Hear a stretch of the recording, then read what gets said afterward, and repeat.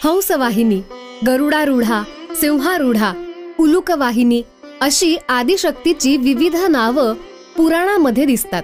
ही सगळी नावं त्यांना त्यांच्या वाहनांच्या नावांवरून मिळालेली आहेत. कुठल्याही देवदेवतेचं वाहन ही खरं तर सांकेतिक संकल्पना आहे. आध्यात्मिक, वैज्ञानिक आणि व्यावहारिक कारणांनी भारतीय मानिशांनी देवाच्या वाहनाच्या रूपाशी पशु पक्षी जोडलेले आहेत. त्या योगे निसर्ग आणि त्यामध्ये राहणाऱ्या जीवांच्या रक्षणाचा एक संदेशच दिला आहे. प्रत्येक प्राणी कोणत्या ना कोणत्या देवाचा प्रतिनिधी आहे. ते त्याचं वाहन आहे. देवी देवतांनी आपल्या वाहनाच्या स्वरूपात काही पशु किंवा पक्षी निवडलेले आहेत. त्यामागे काही विशिष्ट कारणं आहेत. त्या अनुषंगाने काही कथा सुद्धा प्रसिद्ध आहेत. प्राणी जगताची संरचना केल्यानंतर एक दिवस सगळे देवी देवता पृथ्वीवरती फिरण्यासाठी आले. जेव्हा पशुपक्ष्यांनी त्यांना पृथ्वीवरती असं पायी फिरताना बघितलं, ते काही त्यांना योग्य वाटलं नाही आणि ते सगळे एकत्र होऊन त्या देवतांच्या जवळ गेले आणि म्हणाले, तुमच्याद्वारे उत्पन्न होऊन आम्ही धन्य झालो आहोत. तुम्हाला धरतीवर जिकडे जायचं असेल तिकडे आम्ही घेऊन जाऊ. कृपया तुम्ही आम्हाला आपल्या वाहनाच्या रूपात निवडा आणि आम्हाला कृतार्थ करा. देवी देवतांनी त्यांचं म्हणणं ऐकलं आणि आपल्या वाहनाच्या रूपात एक एक पशुपक्षी निवडायला सुरुवात केली. जेव्हा देवी लक्ष्मींची पाळी आली तेव्हा ती विचारात पडली की कुठल्या पशुला किंवा पक्षाला आपलं वाहन म्हणून निवडावं. त्याच दरम्यान पशु आणि पक्ष्यांमध्ये सुद्धा लक्ष्मीचं वाहन होण्यासाठी चढाओढ लागली. इकडे लक्ष्मी विचार करत होती आणि तिकडे पशुपक्ष्यांमध्ये चक्क लढाई सुरू झाली. त्यावर लक्ष्मीने त्यांना शांत केलं आणि सांगितलं की प्रत्येक कार्तिक अमावास्येला मी धरतीवरती फिरण्यासाठी येते. त्या दिवशी मी तुमच्यापैकी एकाला माझं वाहन म्हणून स्वीकारेन. कार्तिक अमावास्येच्या दिवशी सगळे पशुपक्षी लक्ष्मीच्या वाटेकडे डोळे लावून बसलेले होते. रात्रीच्या वेळी जेव्हा लक्ष्मी देवी पृथ्वीवर आली तेव्हा घुबडाने आपल्या तीक्ष्ण नजरेने तिला बघितलं आणि तीव्र गतीने ते धावत तिच्या जवळ पोहोचलं. तिला प्रार्थना केली की तुम्ही मला तुमचं वाहन म्हणून स्वीकारा. लक्ष्मीने आजूबाजूला बघितलं तेव्हा तिला कुठल्याही प्रकारचा पशु किंवा पक्षी तिकडे दिसला नाही. तेव्हा तिने घुबडाला आपलं वाहन म्हणून स्वीकारलं. तेव्हापासून घुबड हे लक्ष्मीचं वाहन आहे. म्हणूनच लक्ष्मीला उलुकवाहिनी असं म्हटलं जातं. वाघ हा पशु माता पार्वतीचं वाहन कसं झाला या संदर्भात काही कथा रूढ आहेत. एक दिवस माता पार्वती आणि भगवान शंकर सोबत बसले होते. गमती गमतीत शंकरांनी पार्वतीला तू काळी आहेस असं म्हटलं. ते पार्वती मातेला फार लागलं आणि ती कैलासावरून निघून एका वनात गेली. तिकडे तिने कठोर तपश्चर्या सुरू केली. त्याच दरम्यान एक भुकेला वाघ तिला खाण्याच्या इच्छेने तिथे आला, पण तो तिकडेच गुपचूप बसून राहिला.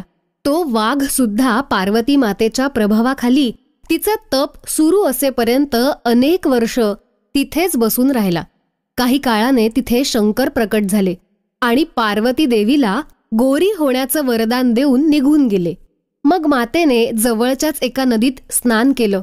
तेव्हा तिने बघितलं की एक वाघ तिकडे गुपचूप बसून तिला लक्षपूर्वक बघत होता. मातेला जेव्हा समजलं की तो वाघ तिच्याबरोबर तपश्चर्येत इतकी वर्ष बसून राहिला आहे, तेव्हा माता प्रसन्न झाली आणि त्याला वरदान म्हणून आपलं वाहन म्हणून स्वीकारलं. तेव्हापासून वाघ हा माता पार्वतीचं वाहन झाला. दुर्गा मातेचं वाहन सिंह कसा या संदर्भात सुद्धा एक कथा सांगितली जाते. संस्कृत भाषेत लिहिल्या गेलेल्या स्कंद पुराणाचा तमिळ अनुवाद कांडा पुराणम याच्यामध्ये असा उल्लेख आहे की देवासून संग्रामात मुरुगन म्हणजे कार्तिकेयाने तारकासूर आणि त्याचे 2 भाऊ सिंहामुखम आणि सुरपद्मन यांना पराजित केलं.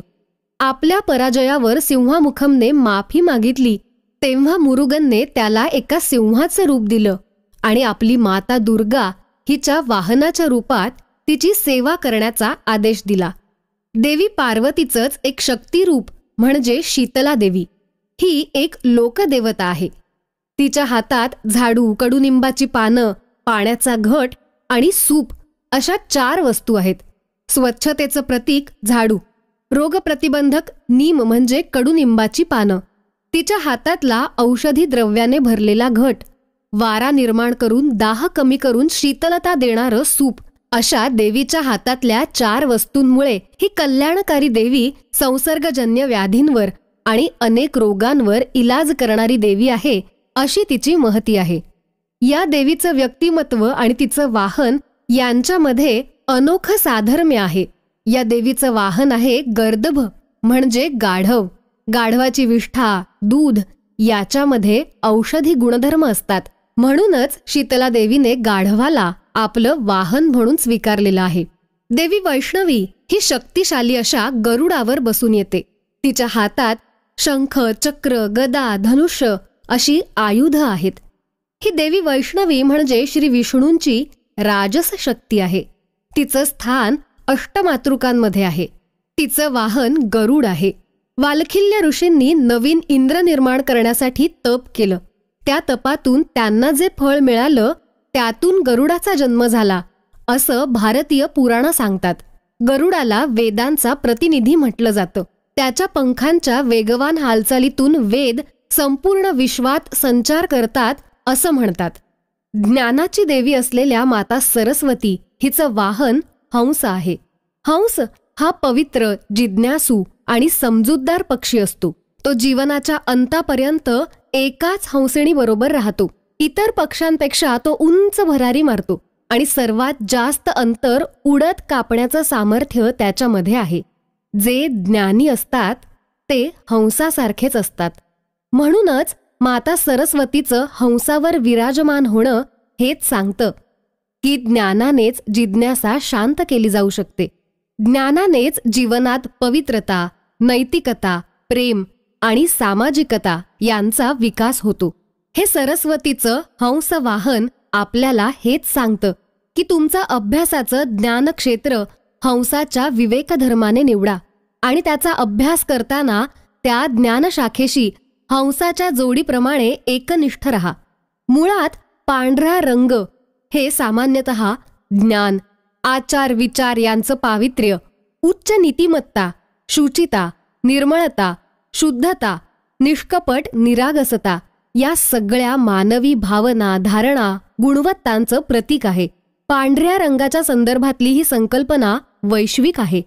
हंस पक्षाचा पांढरा रंग आणि देवीचं शुभ्र वस्त्र यामध्ये साधर्म्य आहे. त्यामुळे ज्ञान ग्रहण करताना आधी हे सगळे गुण अंगीकारून मगच ज्ञानार्जनाला सुरुवात करा, असाच संकेत सरस्वती सन्निध असलेली ही प्रतीकं देतात.